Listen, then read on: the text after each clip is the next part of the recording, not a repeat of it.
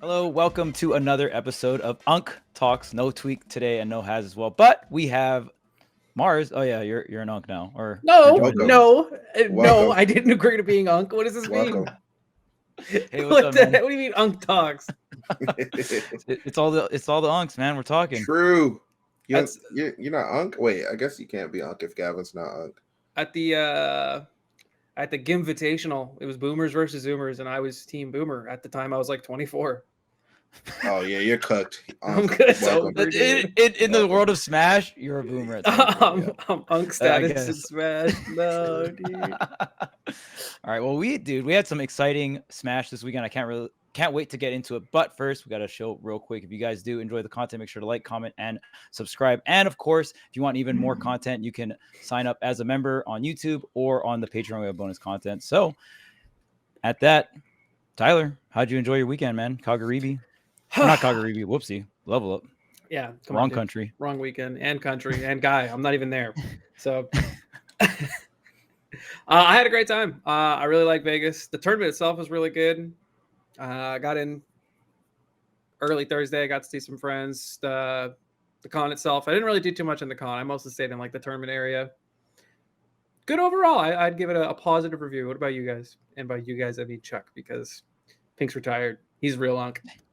The unkest of unks. He's Let's the- go. But yeah, I had a good time. I think one thing that impressed me, I know you tweeted out that they had headsets on every setup, So which lit. is insane. Yeah. And because there's been tournaments where I even know players that will take advantage of the fact that there's no headsets and like abuse audio cues and stuff. Oh, So 100%. that happens, but not here at Level Up. They have all the equipment and the amount of setups they had, it was crazy. I only sat down and played friendlies like maybe once or twice. But the fact that every time I wanted to sit down and play friendlies, there was just an open setup. Yeah. It just felt like there was a lot of setups. And at a tournament like a P tier, you don't expect that with a lot of entrants and talent and stuff like that. So yeah, that's something that's pretty out of the norm. And I think Level Up just has a very high standards for tournaments when it comes to the amount of space they give the competitors, the amount of setups, the amount of, just equipment that they're committing to the tournament. To having headsets at every single setup is, quite a tall task, especially when you have so much setups that you can have a friendly session like practically at any time. So that's how I felt about it in terms of my experience. And then just commentating, it was super fun. Production did a great job. And yeah, I mean, the matches were insane. So I can't wait to get into it because there has been so much like, oh man, it was just crazy upsets. No one could have predicted this bracket. And yeah, Pink, how did you feel about the tournament? Just like a quick overall view, because just I don't even know where to start. Upsets. You already we know. definitely start with the upsets. You already know. My boy Dora Meeks got a dub. Oh, Yes, you're a sir. min apologist. I forgot. An dude. apologist? What does that even mean? This is I not a just safe place for I min just like haters. the Is what I mean. like the character. No, it's fine, dude. I expect people to hate it. Okay, so there's two parts of how I feel about Min. As a spectator, I actually don't think she's that bad. I think Correct. a lot of I times agree. the player experience of playing against her bleeds into how you feel as a spectator. Okay. Which is, it's absolutely miserable to play against her. Like, I played the character. I know how it makes people feel. And I've played against the character. It's terrible. But the matches are fast with her usually. It's she's blowing up or she's blowing somebody else up. I mean, it's just how the character works. So I can appreciate that. That last game of Grands was, I think, under a minute 30. yeah. It was crazy. Yeah. So I mean, I like the character, and I think she's just not played enough to, like, when she shows up, I'm like, oh yeah, I remember this. This is kind of and she deals with a lot of the characters that people seem to hate, while also hitting her. So it's kind of interesting. Is this She's Dora like Migi's the first worst. P tier victory? Like, is this P Min Min's tier? first P tier victory? I don't 'Cause think there a lot was- of people have won P tiers, so probably. Because so. Proto was like a dual main when he He's like won a that dual main. summit. Yeah. And that was an invitational, so it's like it's kind of hard to count, but you kind of count it. But Yeah. Dude, I miss Proto. Same. dude, yeah. I loved the dual main aspect. It was really cool to see Lucina, and then how he kind of switched in between the two characters was really fun. You don't really see too many hard committed duo mains. It's usually like, oh, okay, this is my main, but then I gravitate towards this one. And even when just thinking back on Proto when he started doing well with Min Min, I always just thought the craziest part about the character was the offstage. I get how there's a lot of players that want to be safe and go for 2 frames, and obviously some characters are just super free to 2 frame, which I get. And even if you miss the 2 frame, you have your second swing of the arm. So even if they normal get up, you can kind of wait for the roll or the normal get up, right? So it's like the 2 frame / ledge trap is really strong. But to me, what stood out about Proto is how much he would make the opponent suffer off stage. And to me, Dormigi is that, but on a whole nother level, because the craziest thing when I was watching Dormigi play is I could watch Dormigi go off stage, get reversal at 0, lose his stock.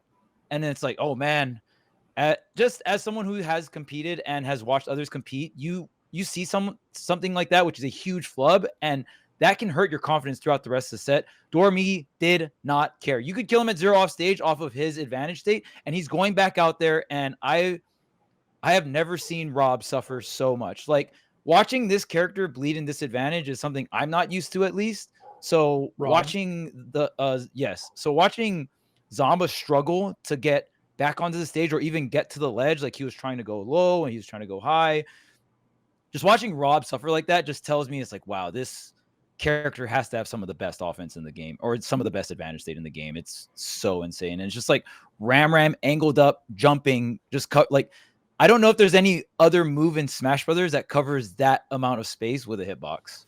And it's like moving too, right? So like the area you're sweeping is so large that Rob can't fly over it. So it's like when we're thinking about like, dang, this character can stop Rob from flying. That's not how many characters can do that. Not a lot. So yeah, it was really cool to see some of the strengths. And by no means is Min Min a super like overpopulated character either. So it did feel refreshing to see other character matchups and stuff like that. Obviously, we know Min Min is strong, but I think this is the first time Min Min has won a tournament this large. I think, in terms of character resume, this is it for Min Min.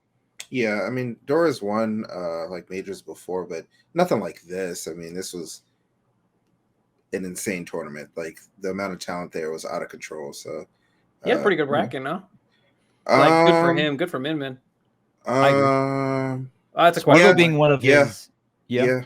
I mean, and Min Min's one of those characters, because she's so unique, but also so underrepresented. You kind of just forget how to fight her, and that can play like a large role in a lot of sets, because that character is just gonna hit you. You're gonna forget, like, oh, I can't jump here, but you already lost your stock. Like, you're gonna try to like force your way in and be like, oh, sorry, I forgot about this timing, or you might not be used to the visual cues of how smash attacks look and how tilts look. So there's a lot of things that like people just forget from not experiencing the character, and then like the gap between this specific Min Min and every other Min Min in the world is astronomical. So it was interesting to watch for sure. I'm glad that we got to see Dormigi in the States again, because he's like 15 or whatever. So we don't really get to see him travel too often, but he's been doing really well in Japan, and he currently, I guess, has a case for #1, which is kind of feels like out of nowhere. Like, but I guess we'll have to see what happens this weekend. Yeah, I'm looking at the bracket right now. So for top 32, it looked like it was Deathspade 3-2 over Deathspade, and this is Doramigi's bracket. So okay, Bayo could be tough. Right. So 3-2 over Deathspade, 3-0 over Beastly, and then 3-1 over Capitan Cito. I don't. I mean, we have a Min Min main. So how does that matchup spread sound to you? Okay, so I'm probably the most optimistic Min Min main in the world, but I think Bayo's even. If anyone wins, it's probably Bayo, but it's probably even. And then it was Beastly. Diddy is weird in the sense that if you can commit to, like, if you can get the banana, then it's almost unplayable for Diddy, but otherwise it's like decent. Oh, because you can ram with banana. Oh my god. Yeah. So Diddy just becomes like a non-factor, like he's just not a character anymore. But he has some stuff. But it's probably like slight Diddy maybe. And then Me Gunner is unplayable for Me Gunner. I'm surprised he took a game.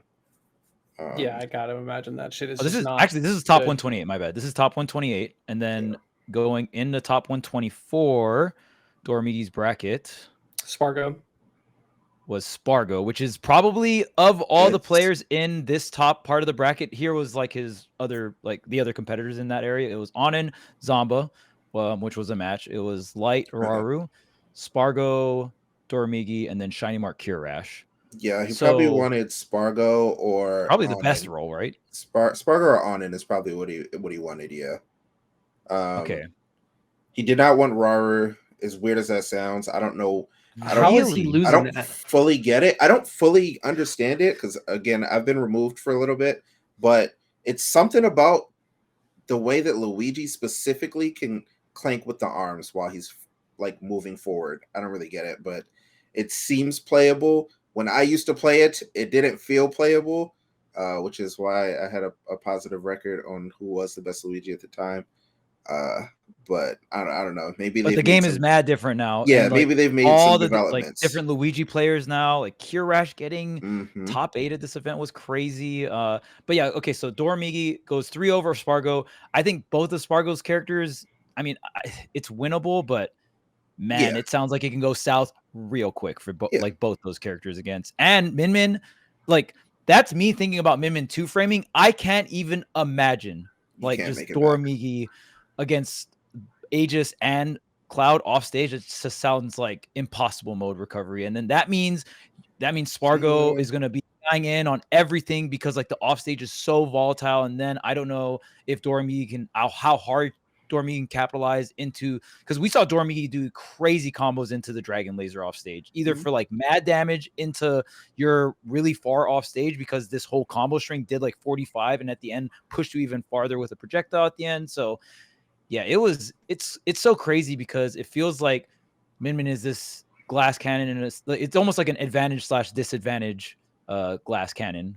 But like you said, as a spectator, like someone's gonna get messed up, right? Yeah. It's interesting too because I'm curious to see certain matchups. Like I think he got very lucky he avoided Mia. Not that I think the matchup's bad. He just has a rough time with Mia in general. I actually did want to see him play Tyler or Light. Mia? Yeah, no. That would I have want been to see fun. Dora Dormigi. play you, yeah, and Light. That would have been interesting as well. Just because I think Zero Suit actually does pretty well against Min, but like who plays Zero Suit? Like what? True. So, yeah, like we're never gonna No see it, so. self-respecting person, that's for sure. Yeah, it's just like a rare matchup, and that's like another huge advantage of her is just her bad matchups are really uncommon characters, like extremely uncommon. But her good matchups are like the most common characters in the game right now. So, and Rob is even. No, don't let people tell you it's -2 or whatever. Like you could. I feel like anyone who watched that set saw how much Rob struggled to play neutral sometimes and even recover. It's just Min dies if she gets hit, but like, come on, man, that happens like half the But time. that's in every matchup. It's like a Fox player being like, "Well, that character edge guards me." It's like, Yeah, well, like, it's whatever. like even more of. I would say that's like a Smash 4 Fox take because like every character could edge guard Fox in Smash 4. But in Ultimate, it kind of depends if you have like a downward disjoint that outranges Firefox or whatever. But at the end of the day, I think I was on the train of Rob destroys Min Min just because the offstage is so bad. But I didn't see Rob ever bleed this much. Like that would like watching Rob struggle in this advantage is just not very common. And usually Rob, it's kind of snowbally because now that we know that Rob can up B and it makes Nair even safer, it literally changed the game because even if you parry a Nair after Rob up B's, it's still safe, right? So it's like just going high is extremely safe. So yeah, it was just crazy to watch the Min Min effect still apply to Rob because I feel like everyone thinks that matchup was in Rob's favor because Rob could get back to the stage against Min Min. But dude, there was so many stocks that Zamba just got destroyed. And even before we even get into Zamba versus Dormigi, I want to talk about Kirash because Dormigi had to fight up against Kirash, and Dormigi doesn't do well against Raru in Japan, right? I think he has a positive record, but he does Oh, he still lose. has it. Okay. He still does lose a good bit. Like it's not But like dude, a guaranteed. That Kirash set, and I'm not the biggest Luigi fan, obviously, but dude, that set was crazy. Because even game 5 last stock, Kirash could have if Kirarash got the misfire on the first green missile, he probably would have lost because then Doramigi can punish that first misfire. But he got it on the second green or on the second side beat. That was crazy. And I was on the mic for that. I was going nuts. I even called. I was like, he needs misfire here to like survive. And then he got it. And then he gets back on the stage. Dorami's at like 22, but it doesn't matter. Like if Luigi's on the screen and you're both last stock, like it's last stock, last hit. That's just how the game is, right? So that set was so crazy, and the game 5 was insane. And again, it was just really fast paced because Luigi has to come in on Min as soon as possible. You don't want to be that far away from the stage. So yeah, it was like the sets were really exciting, man. I like the first half of all of top 8 was really fun to watch, but yeah, especially like the first half was, man, there was some crazy sets. Yeah, let's hear. So like first, because he like that dude, that's the hurt box shit. Yeah, dude. All skill, baby. You got scammed. What is that? All skill. But yeah, this oh man, it was such a crazy set, and then Dorami able to close it out versus Kirarash, and then it even kind of brings the question. I'm obviously Raru still has the results in terms of up against Kirarash. You're not gonna look at this one turn and be like, oh, okay, Kirarash is the best Luigi. Like you are not allowed to do that. But it is interesting to see this character in general. Like Luigi doing super well, and multiple players from different regions doing well as the character is usually a sign of, okay, this character is pretty relevant. So yeah, I mean, crazy to see the results from Luigi at this tournament. And then Dormigi, we can go into a Dormi versus Zamba. I'm gonna keep it a buck, man. I don't know how you guys felt about the tournament, but you know how there's a set where you tell yourself whoever wins this set wins the tournament? Yeah. I watched Light versus Zamba, and before the set started, I was like, I feel like both of them are playing pretty good. And Light just beat Raru, right? Yep. Gavin Light, 5.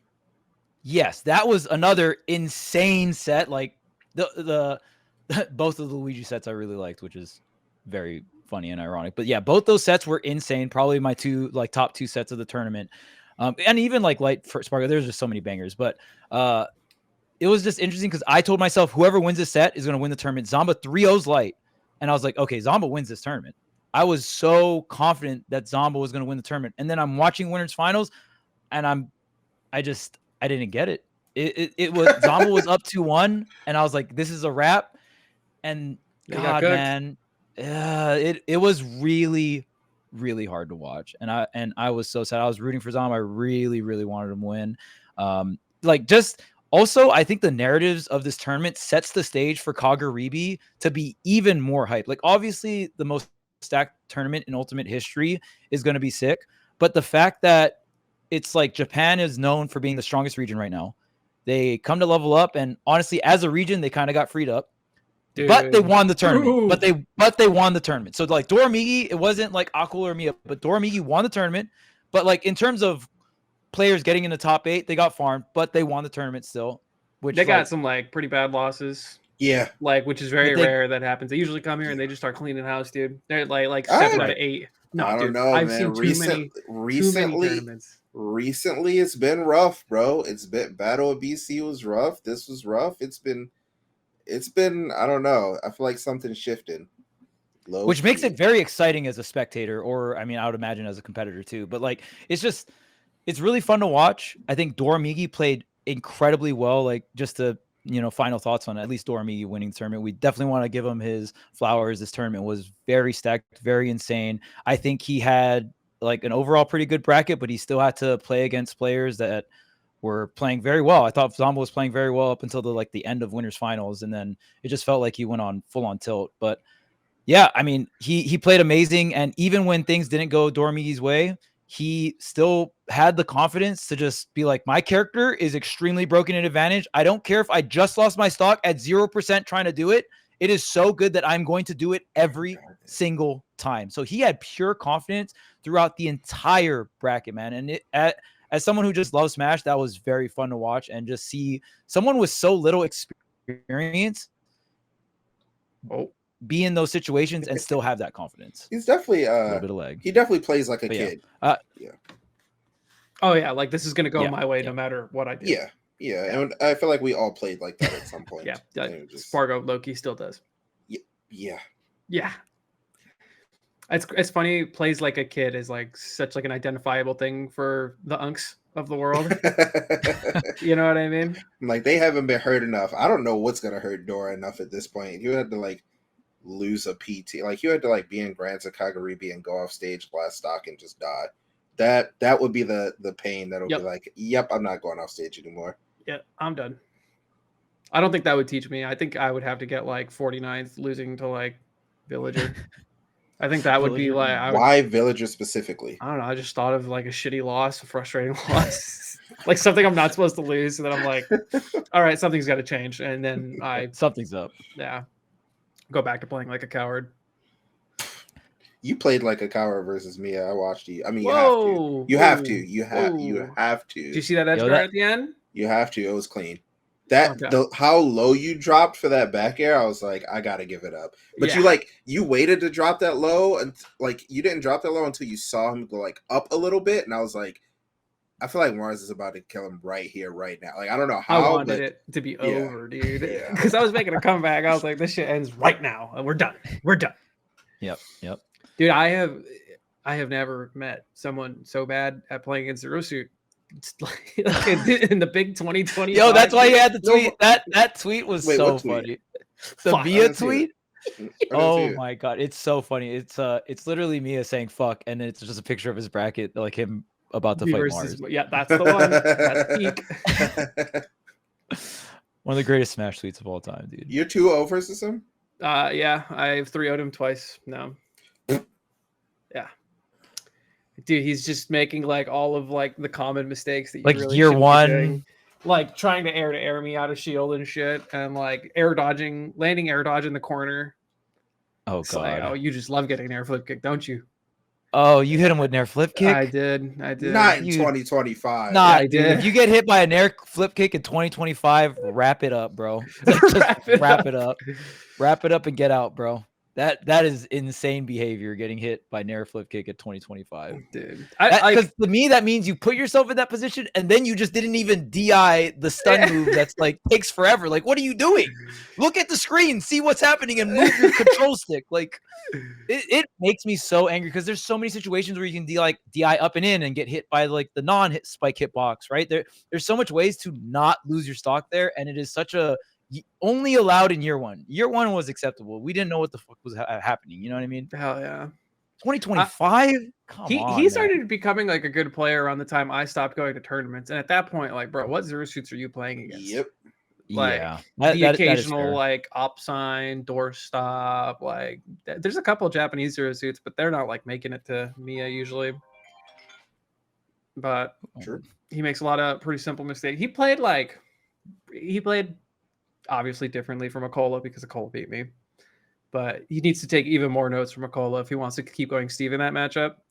I think his Game & Watch is fine. If I had a preference, I would still want to fight his Game & Watch over his Steve. Well, yeah, I was saying to my chat earlier, shout outs to Mia because he's keeping me ranked this season. Now I'm basically guaranteed top 30. I appreciate that a lot. Okay. What a homie. Dude, he's like, no one shows their appreciation quite like Mia does, And it's crazy because me and Pink predicted Mia to win this tournament. Like when we did before we saw the bracket. Before we saw the bracket. Yeah. I know I'm talking shit, but I actually really like Mia. He's cool. Yeah. He honestly, in terms of the top Japanese players, I think he's my favorite to watch. Like all as I can dumb as that sounds. I think his gameplay is like entertaining to watch too. This dude's thinking over there. Well, like his personality too is pretty funny. Yeah, that's what I was gonna say. Is like his Twitter presence is, as someone who doesn't speak Japanese, is at least pretty funny. So.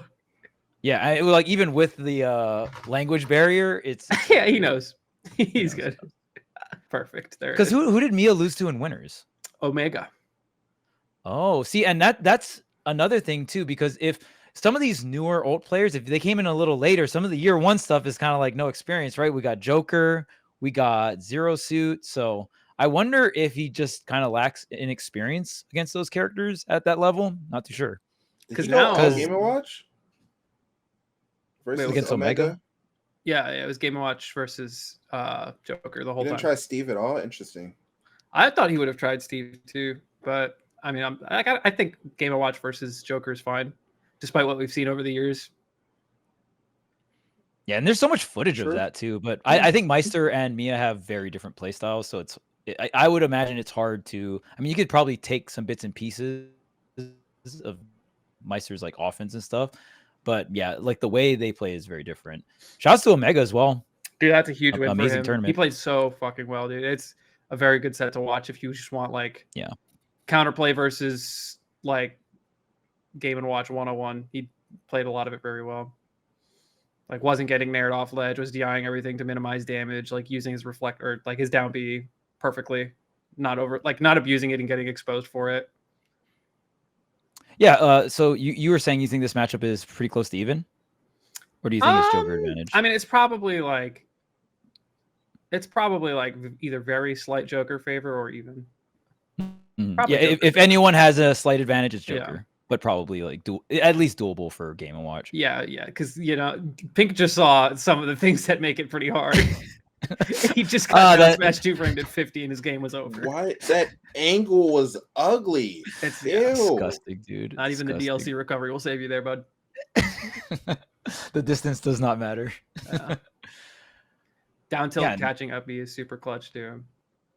What other sets kind of stood out to you guys, or maybe even some other placings? Because I think Light Raru was crazy. The fact that Light won that.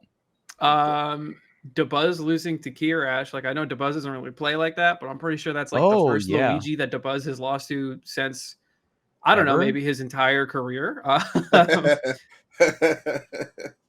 That's crazy. Dude, that is crazy. And even like Shiny Mark Kirash. How do you? I mean, I'm not super in tune with the game in terms of like as a coach or whatnot nowadays, but I would think Pikachu can do pretty well versus Luigi, but I'm not too sure. I think any character with good get off me options just generally do pretty good against Pikachu. However, Pikachu can edge guard Luigi. It's hard to call. There's too much going on in the matchup to give it like a firm answer. Yeah, because up B out of shield for Luigi sounds super effective against Pikachu because it hits low and then Pikachu probably just gets melted, right? So I mean, just how early Luigi can get the stock, but I'm just trying to think of the offstage, man. I feel like the offstage should be somewhat free because you can even T-jolt the side B to halt it, right? Yeah, but you can like let the side B go early and then do another one. Like you can clank with the side B if you time it and then just do another one. Right. As far as I mean, also shouts to Shiny Mark getting pretty high. Oh yeah, he did well. He got like good result. 7th? No. Yeah, he got 7th. Lost to Spargo and losers. Yeah, that's tough luck. Bub. Yes, got top 8 with Pikachu. That's pretty nuts. In terms of just like, 2025 Pikachu getting top 8. I don't think a lot of people would predict that in a P tier. Yeah, I think the craziest set that I watched was that Kurama versus Akola set because what was going on, man? It just looked like Akola had it in the bag every game that he lost. I was like, what is going on? Like it just out of nowhere, he just was getting forward there, and I was like, what? Like I don't understand. Like you play against Mario so much. Like, is Dion did that? I don't know. I mean, I'm sorry, not Kira. Kurama's definitely like more aggressive than like Snow. I'm assuming you're talking about Snow. Like Snow is much slower compared to Kurama, who's kill you at 20 as consistently as possible all the time, every time type shit. Yeah. I think Kurama is extremely good at comboing into fair. He is. Yeah. As simple as that sounds, there was certain variations where instead of up air, he would like set up. He had to weave in nairs to get the corner carries, or even saw him getting straight up nair into fair. And then even if the fair didn't get the KO, he would then like ledge drop fair and nail that every single time versus Steve. And I'm sure Steve has some type of mix up. Like it's definitely not just a straight up free fair. So shouts to Kurama. I mean, being able to hit that every single time. And like I'm so surprised. I am so surprised that Akola could not DI in and tech that. I don't know. Do you guys think he could have DI'd in and tech that? That looked very close, but I'm not too sure. Let me see. He gets hit like after this little exchange right here. Gets grabbed at 30 and it's over. Okay, grabbed at 30 and wow. there's no Right? way we die Right? here. Like Right? in my Right? mind, there's no way we die here, but maybe I don't know. I feel like maybe he could DI the nair in, like, or I think it was like the second, or the first nair, or the second hit of the combo. Maybe he could have DI up or in and not It's so been far weird. enough. Because I think Kurama understands these combo routes a bit more, and a lot of it's probably just off of feel. But it's like maybe Akola is DIing a certain way because he doesn't want to get set up into the ladder. Because Kurama is getting a combo starter essentially on the platform. So I don't want to just be like, come in here and be like, oh my God, Akola, what kind of DI is that? Like, I think everyone needs to take into context that there are certain routes that players are trying to avoid too, because Kurama can definitely get a ladder from that platform and get the KO on Akola too. Like Akola is essentially playing a lot of coin flip scenarios with the DI, and I think Kurama also just plays those situations really well. I think that's where Kurama gets a lot of his big W's, is playing those situations really well. He just dies. And that's Steven. And then Akola would go on to lose to another Mario, Skinny the Pooh, who I'm assuming is equally as like devious with the combos. I mean, they beat Leo, so I mean, dude, did you guys see the tweets about like Leo transferring his Mario problem over to Akola because they both were like ranked one? That tweet, or like all those tweets in general, were very funny like throughout the weekend, dude. There you go. Perfect. That was on deck. It's so funny. It was great. Like Smash Twitter at really big tournaments with upsets, always a funny experience. Yeah. Let's see. What else do we got for good upsets? I mean, Akola obviously losing. To double Mario, getting 33rd. Oh, by the way, could you pull up the last tweet? So this is a crazy statistic. So apparently Leo's winning streak or like top 8 streak was 32 top 8s in a row. Akola, just for context, Akola has never placed under top 8 in his life, I believe, or has at least not gone double digit. And so that's crazy because most top players I know, even though the first big tournament they go to, they definitely don't just get second place or top 3 or whatever. Akola, right out the gate, pristine talent coming through, top 8 this whole time, right? He gets 31 off of Leo's streak, and Leo has the best top 8 streak in the history of Ultimate. So no, that's the so sad. last tweet. The last tweet.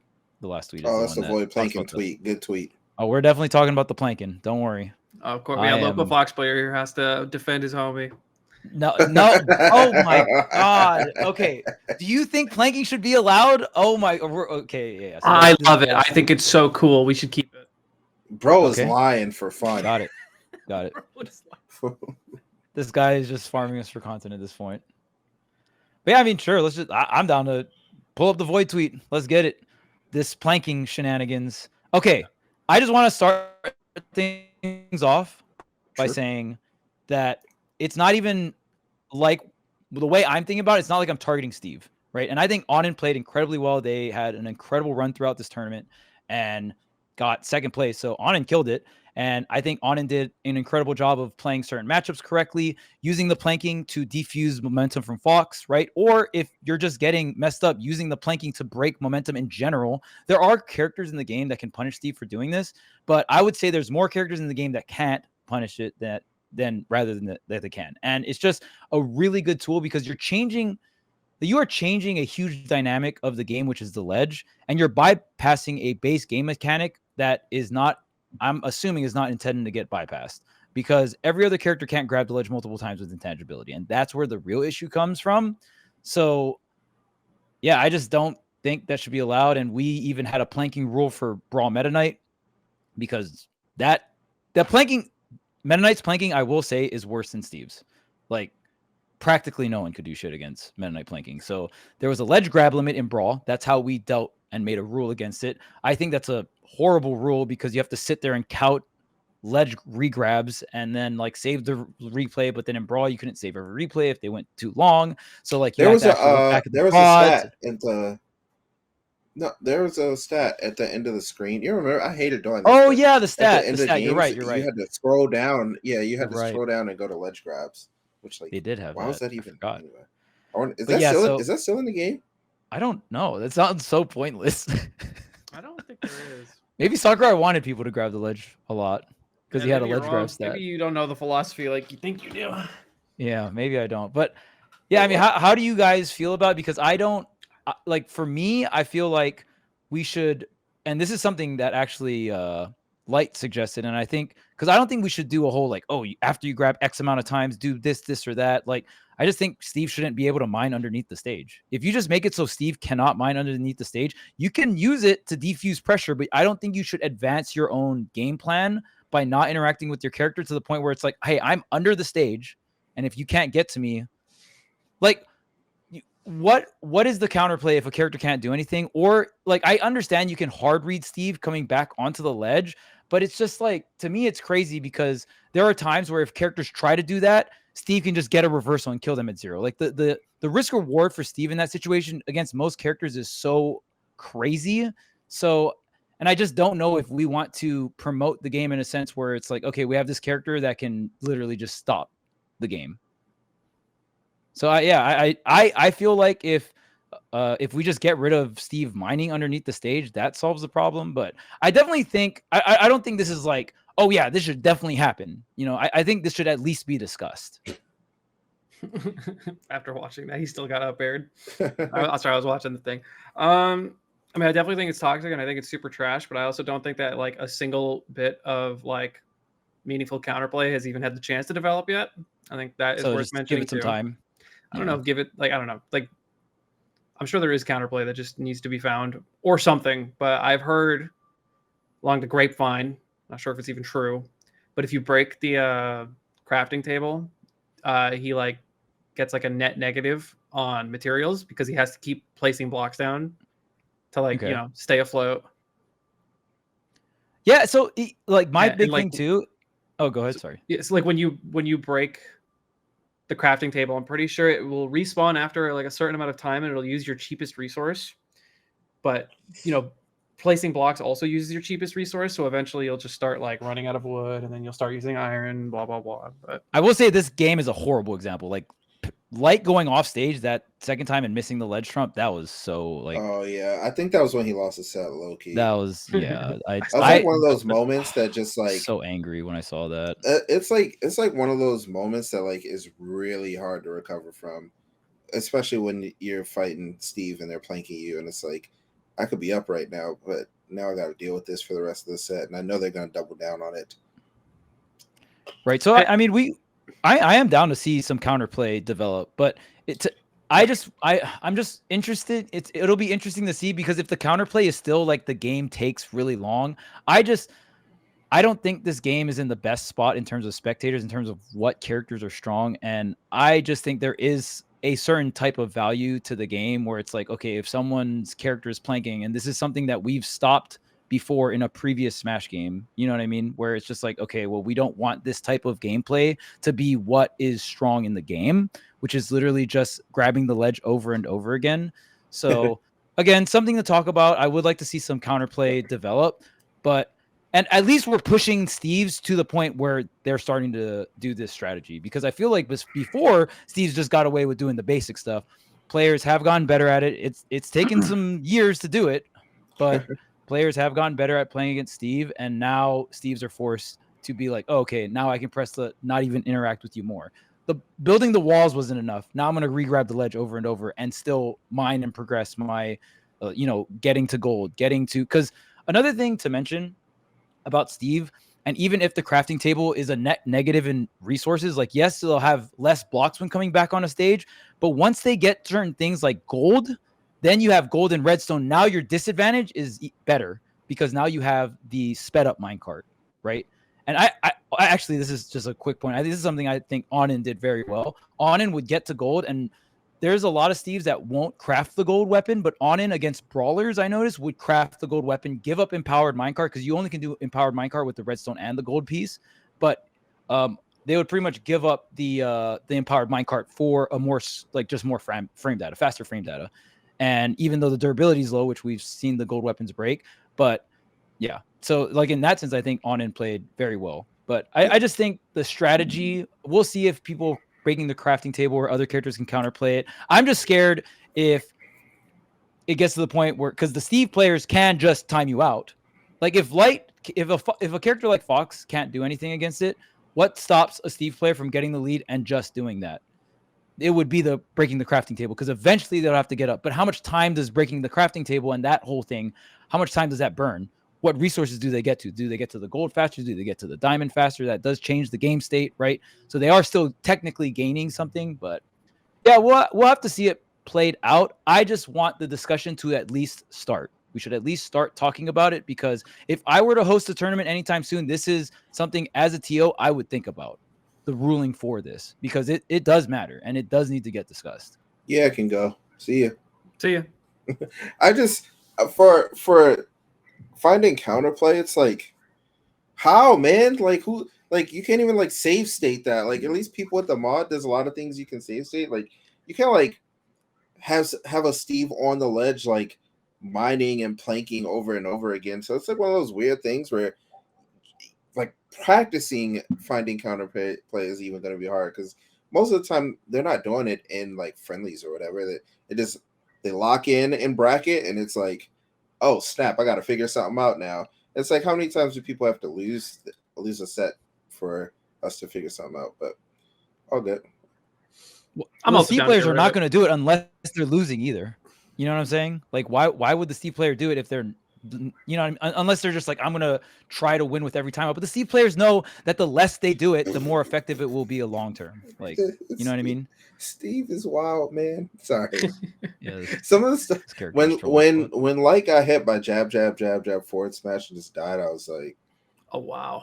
All right, man. Like, there's got to be an end to it at some point. Like, before, at least like you had to like time the forward air and hit the spike at a certain spot, and then now they're doing the thing where they like build a block, do down tilt, and then do forward air again or whatever. And that's like cool, but like, you're not just gonna jab me across the stage and just forward smash me into the ledge and I just die. Like you ain't do anything. It's just all good. It's like weird saying all this stuff because I know I play Smash 4 Bayonetta, so it's so like, but I felt the same way when I was playing her too. That's the thing. I think a lot of times, like, these people, like the Steve players, are aware of what they're doing. Like, they know that it's like hurting the game or like whatever. But hey, try and get a dub. Do what you got to do to win. Yeah, you gotta get a dub. Like, it's in the game. I'm sorry. Yeah, it's in the game. I'm not mad at any Steve player for doing this. In fact, they do it as less as possible because they know it's going to be even more effective the longer they don't do it, right? Because then it's going to be harder and harder to find counterplay, because you got to be able to do this stuff in tournament too. And it's like, are you going to experiment in tournament with how to deal with this? And then it's like, oh, I got reversaled at 0 for trying to punish Steve for mining or whatever, and then just lose. It's a pretty hard task in my opinion, but yeah. I don't know if you had any more thoughts, Tyler. No, not really. I'm down to get rid of it, but I also think it needs counterplay.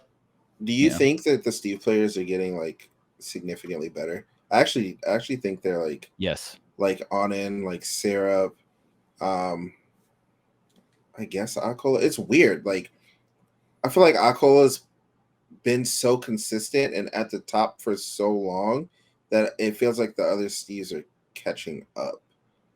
I don't know. That's just my opinion. When I watch the other Steves, I just feel like they're doing things that Akola isn't doing. Akola is just a better player currently. Yeah, I think the third Onin, I'm assuming, was the third highest seeded Steve, and Onin was the one that went the farthest in the tournament. So yeah, I think the other Steves are catching up to Akola is the pretty big question here. And even, dude, I started seeing new formations, bro, for like edge guards, man, like the reverse L with the anvil on the left. And it's just like, man, this is starting to get crazy. Now we're seeing Steve players utilize blocks not only for defense, but for offense. I did see a little bit of counterplay. I think shouts to Karama. He had some pretty good counterplay against Akola, because Karama would jump over the wall and then hug the wall while coming down onto Akola. And it's like, oh, if Akola anti-airs him with like up tilt, he would instant tech nair or something like that. So things like that is cool to see.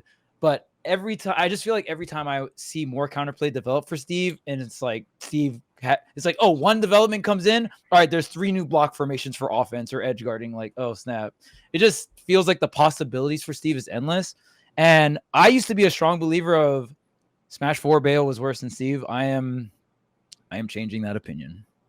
I think Steve is better than, like, in terms of game warping and like how impactful Steve is to the game. I think it's crazier than Bayo, man. I don't know how you guys feel. Wait. Which Bayo? What? Oh, post-patch Bayo. Like final Bayo? Oh, okay, yeah, sure. Post-patch Bayo. Post-patch Bayo. I was like, that pre-patch Bayo was nah.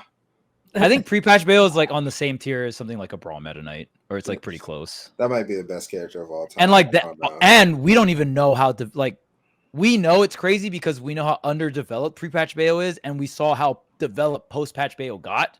So if you add that post-patch Bayo development to a pre-patch, dude, it would have been a wrap. They would have been able to set up combos that you couldn't even SDI out of. You just die. Probably, yeah, like the single hit Beerverse stuff, and yeah, it would have been so like so over. But yeah, definitely better than post-patch Bayo. I don't know how you feel about that, Tyler. As someone who's actually still like is actively competing in both, you know. Damn, or have in both. Both, yeah, I'm playing Smash 4 tomorrow. See ya. Well, like, ooh, I'll be there for that. No, nope. Yeah, trolled. You're pretty nice in Smash 4.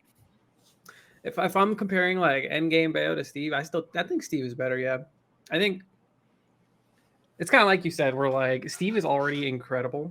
And he, even to this day, even though Steve is still winning majors and has multiple reps, there is still undiscovered tech and bullshit to find out. You know, like, even though I mentioned like, you know, counterplay to like planking, they could just solidify that too. Even if we develop counterplay, they could find something even better. And then there's an even stronger version of planking. And, you know, maybe the touch of deaths will get easier as they find out different routes. You know what I mean? Like they'll start doing it off of different moves. I don't know why Steve players aren't using down tilt to neutral. I think it's broken. Yep. Or even just like block, like go off stage, block down tilt and stuff like that. So it's just, I mean, we're watching the edge guarding game. To me, yeah. It honestly reminds me of a character that was good at edge guarding in Brawl. Like watching Meta Knight throw Mario off stage in Brawl, and it was just like, yeah, you're just done. You know what I mean? There's certain knockback angles and distances that I will watch Steve hit a character off stage and be like, yeah, sorry, your up B doesn't do enough damage to get rid of that block. It's over. Just, and I even saw like it was Luigi versus Syrup, I believe. I think it was Rory Syrup, where Syrup drops down, puts one block, and Luigi, like the infamous low Luigi recovery that if Luigi gets to that spot, he's probably good. You're probably not going to two frame him. It's really quick. It's one little block. Boom. Luigi just explode, dude. It's crazy. Like we're seeing this character evolve even more and more. I don't think it's going to stop anytime soon. And I think we just need to have certain checks and balances because I don't think banning the character is realistic. It's impossible to ban a character in Smash. So we're just not even going to talk about that. But more of just like, let's at least keep the gameplay into something that we feel like is at least interactive, like somewhat interactive, not forcing interaction, but like, can some of these characters ledge trap Steve? Is that allowed? Is that cool? Or are we just going to let this character not get ledge trapped by certain characters or edge guarded by certain characters? Dude, that was the reverse L, bro. Yeah, I saw that. L. Yeah. That's a new formation, man. I think you said that on commentary. I think you. Yeah, dude. Okay, Tyler, very important question. What's up? Who's winning Kagaribi? Ooh. One person. Just go for it. Let me no get bracket. No bracket. You all just right, no bracket. Just all right. Winning Kagaribi, give me.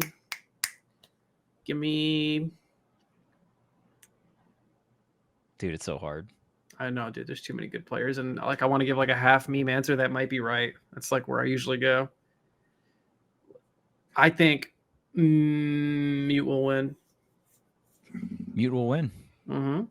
Where are all the cloud players, dude? Where's all the me gunners? Where's all the duck hunts? The duck hunts are there. The duck hunts are there. The duck hunts they are indeed duck hunts at duck hunts and banjos will be in attendance. Fuck. Yes. I'd like to change my answer, please. Goofy zoners are definitely there. That's actually usually what Meat loses to in Japan. Yeah. Damn, just duck the dumb shit. Okay. Yeah. All right, my dark horse, my random dude winning. I'm changing it. Damn, Larry Ler's not going because that'd be a great answer. All right. Who do you guys got? Give me ideas. I want help. Well, I mean, I'm not doing no dark horse. All right. I think I'm picking one player. Chuck, you sound like you had somebody. So let me. I got someone. All right, yeah, you go for it. And, It's gonna be a cola. No, Spargo. I think Spargo wins. He's got to fight like It's safe. I think to like the Toon Links. He's lost to like the Banjo guy. I don't know. I'm looking at. I'm thinking Spargo, man. No bracket. Meter. No, he has built some meter. He's That built was a meter. tough run. That was a tough run. Who built meter? What? Oh. What? Last episode we were talking about when players lose in bracket, they're just building meter. They're just building meter for okay. the next one, yeah.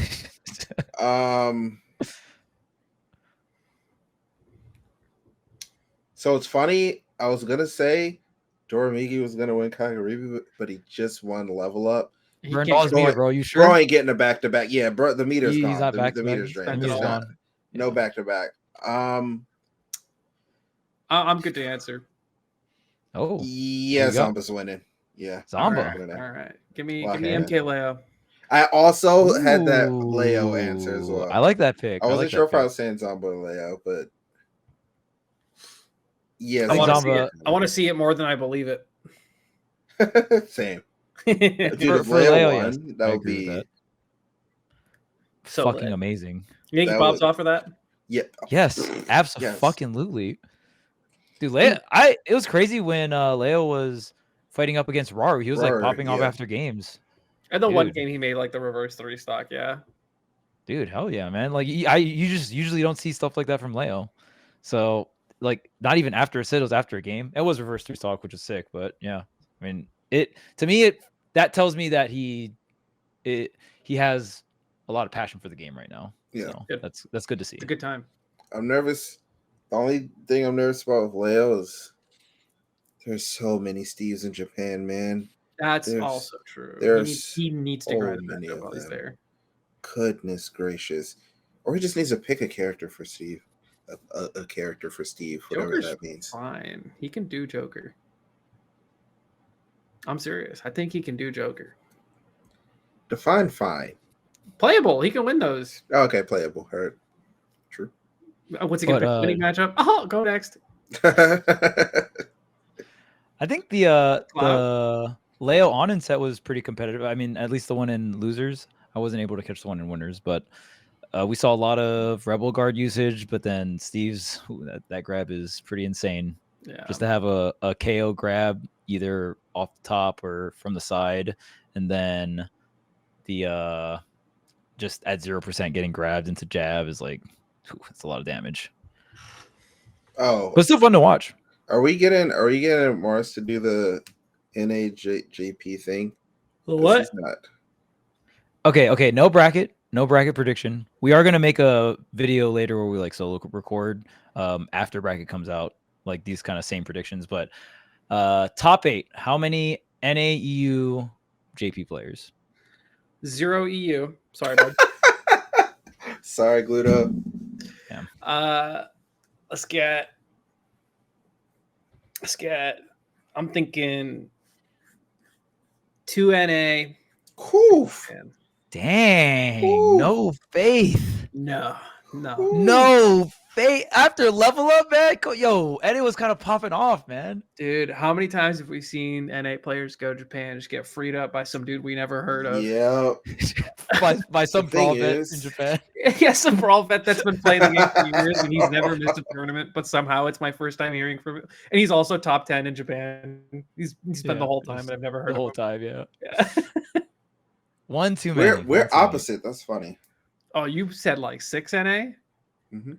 Co-partner. Dude, Pink brother. last week was like, honestly, like probably 1, but I'll give him 2. Yep. Wow. Okay, so you're just lying. I just Crazy apparently prediction I that just You applied that to level up though. yeah, maybe I just flipped my level up in my Kagaribi in my head. I didn't know it till when I was saying it out loud. Whatever makes you more correct. Whatever. Nah, I don't know. I feel like there's enough players from NA going that could shake things up. There's also a lot of talented Japanese players that are going to be there. So I don't know, but I just have this feeling recently that NA is kind of locked in. I don't know what happened, but they do feel like they've been locked into these tournaments, which is really strange because they're really doomer about the game, but then they show up and they're just cooking. So I don't get it. All right, I got a question for you guys. Oh, okay. Do you think that there will be a zero suit in top 64? No. No. What? No. Damn, that's a great Mars prediction, dude. The Mars prediction question: will there be a zero suit in top 64? Isn't there like there's one in Japan that does kind of well? Bro, apparently he Kagaribi's did well gonna be this weekend. Crazy. Yeah, tell me. I got my chat up. They'll tell me. He got like a good win this weekend. I don't remember. But no. Tyler Smash Knowledge is infinite with his chat. He's like, oh yeah, don't worry, I know the answer. Like, chat will just tell me. Top 64 at Kagaribi would be like might be similar to making top 8 at most super majors. True. Also, they told me he beat Siski. Oh, that's pretty good. Barely. Nice. He just needed a +2. But Yeah, I bet there, brother. That's pretty good. You just had to add in the barely. I mean, hey, if we added it, barely if added we get, +2. like, Just saying. they get like 3 or 4 +2s. Hey, top 64. What place did you get at level up? Me, 25th. That's pretty good. Yeah, it's better than a lot of the top 10 players. Yeah. Speaking you of beat top one of 10 those. players that didn't get 25th, dude, Mia and Aquila getting 33rd. Like, it's just so funny because of you and Vander or whatnot. That 33rd is the It's the most cursed cursed spot. placing you could get. Like, getting 33rd is probably worse than 49th, even though it's technically not. But like, just for Twitter's sake, it is, because you're gonna get lit up on Twitter, dude. If you get 33rd, you don't want to get 33rd. Dude, that meme has transcended Smash. It's insane. People like in the FGC. It's a huge part of the culture. Yeah, it's now just. Wait, what? Oh my yeah, God. no, it's just normal now to just like memes about it. Yeah, to flame the players that got 33rd. That's just normal now. It's like, oh yeah, you flame people that get 33rd. Like, duh. Somebody in my chat. Worst placements are 2nd, 9th, and 33rd. I miss Hurt. Yeah. No, 33rd. I think one thing that did kind of like, I loved Level Up, and I'm going to love Kagaribi, but Hurt not being there is just feels weird. Like I think about it the entire time that I'm watching. I'm like, how would this bracket be different if Hurt were there? Because that dude was consistent. He's so bro wasn't losing to like anyone. He just had to dodge Mia. But even then, I still think Hurt can win against Mia. Like, I definitely, yeah. And I'm sure people are like, but he had that bad tournament or bad OBC. I think he got like 9th or whatever. I'm like, man, he just got banned. he just figured out that he's not competing in the most historic Smash Ultimate tournament. Also, like the worst possible matchups he could. Yeah. While getting banned. Like, nah.